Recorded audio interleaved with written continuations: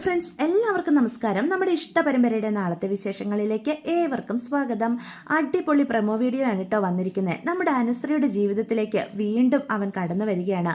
ഇത്തവണ അവർക്ക് രണ്ടു പേർക്കും ഒന്നിക്കാനായിട്ട് സാധിക്കുമോ എന്നൊക്കെ നമുക്ക് നോക്കാം കേട്ടോ. അങ്ങനെ അനുശ്രീ ആണെങ്കിൽ ചുറ്റും നിന്ന് ആനന്ദും നമ്മുടെ ആരിനൊക്കെ കുറ്റപ്പെടുത്തുന്ന കാണുന്ന ഗോമതി അതിൽ ഇടപെടുന്നുണ്ട്. ബാലേട്ട, എനിക്കിപ്പോഴാ സമാധാനമായത്. അലോകിനെ വെറുതെ വിടുക എന്നൊരു തീരുമാനം അനു എടുത്തത് എന്തുകൊണ്ട് നന്നായി. ഇല്ലെങ്കിൽ ഒന്ന് ആലോചിച്ച് നോക്കിക്കേ, അലോക് ശിക്ഷിക്കപ്പെട്ട എൻ്റെ അമ്മ നെഞ്ചു പൊട്ടി മരിച്ചു പോയേനെ. അങ്ങനെ വലുത് സംഭവിച്ച പിന്നെ എനിക്ക് സമാധാനത്തോടെ ഒരു നിമിഷം ജീവിക്കാനായിട്ട് സാധിക്കുമോ എന്ന് ചോദിക്കാം. അപ്പോൾ ബാലൻ ചോദിക്കും, ഇപ്പോഴും അനുവിനോട് അവൻ ചെയ്ത തെറ്റുകളൊന്നും നിന്റെ കണ്ണിൽ പിടിക്കുന്നില്ലേ എന്ന് ചോദിക്കാം. അങ്ങനെയല്ല ബാലേട്ട, ഇന്ന് ബാലേട്ടനും കണ്ടതല്ലേ, അവന് നല്ല മാറ്റമുണ്ട്. അനുക്കുട്ടിയുടെ കാല് വീണ് എല്ലാവരുടെ മുന്നിൽ വെച്ച് അവൻ മാപ്പ് പറഞ്ഞത്. അലോകിന്റെ യഥാർത്ഥ സ്വഭാവം നമുക്ക് നന്നായിട്ട് അറിയാവുന്നതാ. അവനെ പോലെ ഒരാള് ഇങ്ങനൊരു പ്രവൃത്തി ചെയ്യണമെങ്കിൽ തന്നെ ജയിൽവാസം അവനെ എത്രമാത്രം മാറ്റിയെടുത്തു എന്നൊന്ന് ചിന്തിച്ചു നോക്ക് എന്ന് പറയാൻ കേട്ടോ. അപ്പം ബാലൻ പറയും, അവൻ നല്ല രീതിയിൽ പോവുകയാണെങ്കിൽ അത് എന്തുകൊണ്ടും നല്ലത് തന്നെയാണ്. അവന് നല്ലൊരു ജീവിതം കിട്ടും, അല്ലെങ്കിൽ വീണ്ടും ജയിലിൽ പോയി കിടക്കേണ്ടി വരും, അത്ര തന്നെ എന്ന് ബാലൻ പറഞ്ഞിട്ട് അവിടെ നിന്ന് പോവുക. അപ്പോൾ ബാലേട്ടൻ്റെ ആ പെരുമാറ്റത്തിൽ ഗോമതിക്കും അനുവിനും ഒരുപോലെ സങ്കടം വരികയാണേ. തൻ്റെ തീരുമാനം അച്ഛനെ വേദനിപ്പിച്ചു എന്ന് അനുവിന് മനസ്സിലാകുന്നുണ്ട്. പക്ഷേ അമ്മയും ആ മിത്രയിടത്തെയും ഒക്കെ ഒരുപാട് സന്തോഷത്തിലാ എന്ന് നമ്മുടെ അനു ശ്രദ്ധിക്കുന്നുണ്ട് കേട്ടോ. അപ്പോൾ ബാലൻ്റെ അടുത്തേക്ക് അനു ചെല്ലുന്നുണ്ട്. അച്ഛ, എൻ്റെ ഈ തീരുമാനം അച്ഛനെ ഒരുപാട് വേദനിപ്പിച്ചല്ലേ എന്ന് ചോദിക്കുക. മോളെ, നീ എന്നോട് നേരത്തെ പറഞ്ഞിരുന്നതല്ലേ, സാരമില്ല, എൻ്റെ മോളെ എപ്പോഴും നിനക്ക് ശരിയെന്ന് തോന്നുന്ന കാര്യങ്ങളാണ് ചെയ്യുക. ഇതിലും ഒരു ശരിയുണ്ടാകും. അലോകിന് മാറ്റമുണ്ടെങ്കിൽ അവന് നല്ല രീതിയിൽ ജീവിക്കാൻ എൻ്റെ മോളായിട്ടൊരു അവസരം കൊടുത്തത് നല്ലതാണെന്നേ അച്ഛനും പറയത്തുള്ളൂ. അവൻ നല്ലതായിട്ട് ജീവിക്കട്ടെ എന്ന് ബാലൻ പറയാണ് കേട്ടോ. അച്ഛന് സങ്കടമൊന്നും ഇല്ലല്ലോ അല്ലേ എന്ന് ചോദിക്കുക. ഈ കോടതി കേസും ഒന്നും വേണ്ട അച്ഛ, അമ്മ പറഞ്ഞത് കേട്ടില്ലേ, അമ്മയ്ക്ക് ആകെ സങ്കടമായിരുന്നു. അമ്മയുടെ കാര്യം മാത്രമല്ലല്ലോ, മിത്രയിടത്തേക്കും ഒരുപാട് സങ്കടം ഉണ്ടായിരുന്നു. അതൊക്കെ കൊണ്ടാ ഞാൻ ഇങ്ങനൊരു തീരുമാനം എടുത്തത്. അവൻ നല്ല രീതിയിൽ ഇനി ഒരു നല്ല മനുഷ്യനായിട്ട് ജീവിക്കുവാണെങ്കിൽ ജീവിക്കട്ടെ അച്ഛ എന്ന് പറയാം. പക്ഷെ അവൻ ചെയ്ത തെറ്റുകളൊന്നും ഒരിക്കലും ഞാൻ ക്ഷമിക്കില്ല എന്ന് തീർത്ത് പറയാണ്. അത് മതി, എൻ്റെ മോളിനി പഠനത്തിൽ ശ്രദ്ധിക്കണം എന്ന് അപ്പൊ ബാലൻ അനുവിനോട് പറയാൻ കേട്ടോ. ഇതേ സമയം കൃഷ്ണമംഗലത്ത് നമ്മുടെ അലോകാണെങ്കിൽ നിലാവത്തഴിച്ചുവിട്ട കോഴിയുടെ അവസ്ഥയാണ്. അതായത് ഒന്നിലും ഒരു ശ്രദ്ധയില്ല. മനസ്സിലാകെ ഇപ്പോൾ അനുശ്രീ മാത്രമേ ഉള്ളൂ. അനുവിനോട് താൻ ചെയ്തു കൂട്ടിയ ഓരോരോ തെറ്റുകളും അതുപോലെ സ്നേഹത്തിന്റെ പേരിൽ അവളോട് താൻ ഇടപെട്ടതും ഒക്കെ അലോകിന്റെ മനസ്സിലേക്ക് കടന്നു വരിക. വീണ്ടും അനു തന്റെ ജീവിതത്തിലേക്ക് വന്നാൽ തന്റെ ജീവിതത്തിൽ ഒരു വെളിച്ചം വീഴുമെന്നൊക്കെയുള്ള ചിന്ത അലോകിന്റെ മനസ്സിലേക്ക് കടന്നു വരുന്നുണ്ട് കേട്ടോ. അലോകിന്റെ ഇതേ ചിന്തയുള്ള മറ്റൊരാളൂടി കൃഷ്ണമംഗലത്തുണ്ട്. മറ്റാരുമല്ല, ഇന്ദ്രാമ.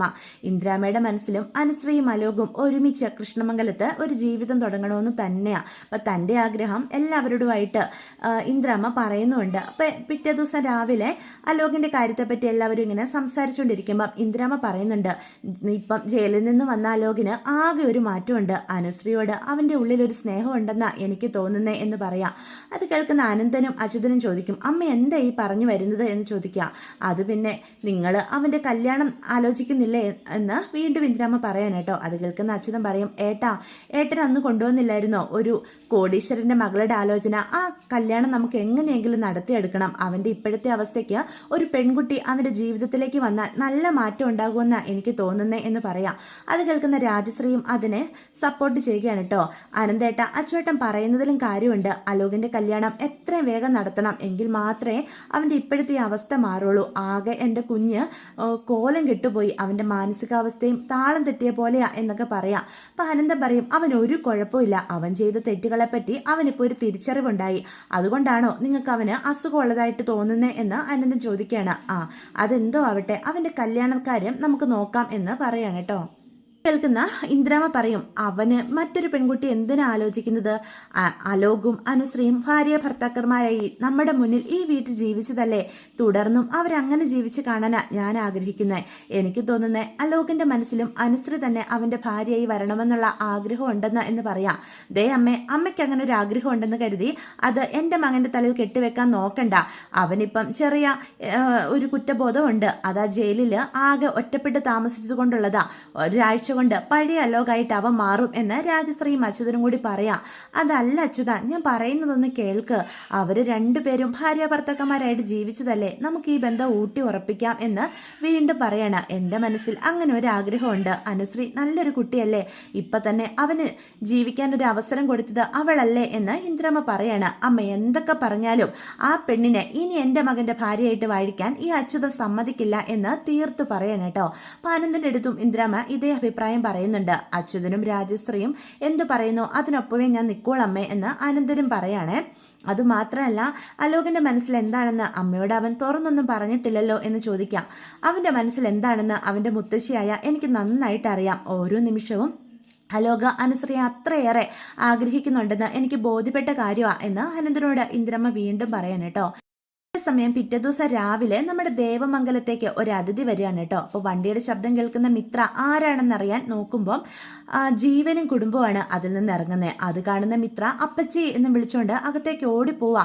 എന്താ മിത്രേ, നീ എന്തിനാ ഇങ്ങനെ വിളിച്ചു പോകുന്നത് എന്ന് ചോദിക്കുക. അപ്പച്ചി ഇതേ പുറത്താരാ വന്നിരിക്കുന്നത് നോക്കിക്കേ എന്ന് പറയാ. ആരാ? അതാ ജീവനും അവന്റെ ഫാമിലിയാ വന്നിരിക്കുന്നത്.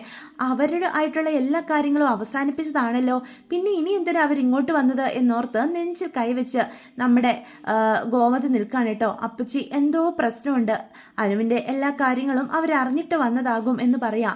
വീണ്ടും ഇനി നഷ്ടപരിഹാരം വല്ലതും ചോദിക്കാനായിട്ട് വന്നതായിരിക്കോ? ഏയ് ഒരിക്കലും ഇല്ല അപ്പച്ചി, ജീവൻ നേരിട്ട് ഇവിടെ വന്ന് പറഞ്ഞതല്ലേ 10 പൈസ നഷ്ടപരിഹാരത്തിന്റെ പേരിൽ അവന് വേണ്ട എന്ന്. അങ്ങനെയുള്ളപ്പം അതായിരിക്കില്ല. എനിക്ക് തോന്നുന്നേ ഇനി അനുശ്രീ ഒരു തെറ്റും ചെയ്തിട്ടില്ലെന്ന് ബോധ്യപ്പെട്ടതുകൊണ്ട് അവളെ വീണ്ടും കല്യാണം ആലോചിക്കാൻ പോയാലും വന്നതാണോ? ഏയ് ഒരിക്കലും ഇല്ല എന്ന് അപ്പൊ ഗോമതി പറയാൻ കേട്ടോ. അപ്പൊ എല്ലാവരും ദേവമംഗലത്തുള്ളവരെല്ലാം ഹാളിലേക്ക് വരിക. അപ്പൊ ജീവനും കുടുംബവും വരുന്ന കാണുന്ന ഗോമതി സ്നേഹത്തോടു കൂടി തന്നെ അവരെ ഉള്ളിലേക്ക് അനയിക്കുക. അപ്പൊ ബാലനും ഒരുപാട് സന്തോഷം തോന്നുവാണ്. അല്ല, നിങ്ങൾ എല്ലാവരും കൂടി ഇങ്ങോട്ട് വരുന്നതിന് എന്തെങ്കിലും പ്രത്യേകതയുണ്ടോ എന്ന് ചോദിക്കാം. അത് കേൾക്കുന്ന നമ്മുടെ ജീവന്റെ അച്ഛനും അമ്മയും പറയും, ബാല, അനുശ്രീ തെറ്റ് ചെയ്തെന്ന് കരുതി അനുവിനോടും അതുപോലെ നിങ്ങളോടൊക്കെ ഞങ്ങൾ കുറച്ച് ഹാർഷായിട്ട് പെരുമാറിയിട്ടുണ്ട്, ദേഷ്യപ്പെട്ട് സംസാരിച്ചിട്ടുണ്ട്. നിങ്ങൾക്ക് അതുകൊണ്ട് പല മാനസിക ബുദ്ധിമുട്ടുകളും ഉണ്ടായിട്ടുണ്ടെന്ന് ഞങ്ങൾക്കറിയാം എന്ന് പറയാം.